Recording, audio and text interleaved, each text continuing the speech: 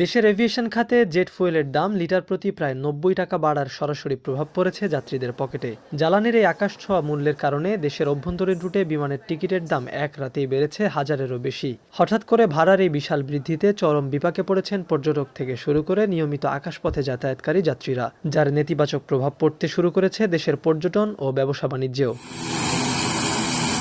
আন্তর্জাতিক বাজারের কারণ দেখিয়ে মঙ্গলবার Bangladesh energy regulatory commission BERC অভ্যন্তরীণ রুটে জেট ফুয়েলের দাম লিটারে ১১২ টাকা ৪১ পয়সা থেকে ১ লাফে বাড়িয়ে ২০২ টাকা ২৯ পয়সা নির্ধারণ করেছেন। জ্বালানি মূল্যবৃদ্ধির এই রেকর্ড ঘোষণার পরপরই দেশের দেশীয় এয়ারলাইন্সগুলো অভ্যন্তরীণ রুটে টিকিটের দাম অস্বাভাবিক হারে বাড়ানোর সিদ্ধান্ত নিতে বাধ্য হয়।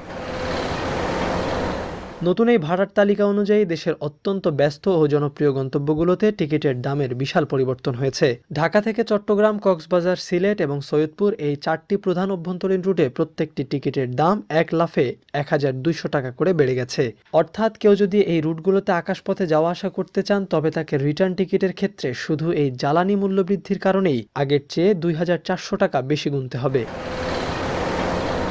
এছাড়া ঢাকা থেকে যশোর এবং রাজশাহী রুটেও টিকিটের দাম উল্লেখযোগ্য হারে বেড়েছে। এই দুটি গন্তব্যের যাত্রীদের এখন থেকে প্রতি টিকিটে বাড়তি ১,০০০ টাকা করে গুনতে হবে। এয়ারলাইন্স কর্তৃপক্ষ বলছে, টিকিটের মূল ভাড়া না বাড়িয়ে এই বাড়তি ১,০০০ বা ১,২০০ টাকা সরাসরি ফুয়েল সারচার্জ হিসেবে টিকিটের মোট মূল্যের সাথে যুক্ত করে দেওয়া হচ্ছে।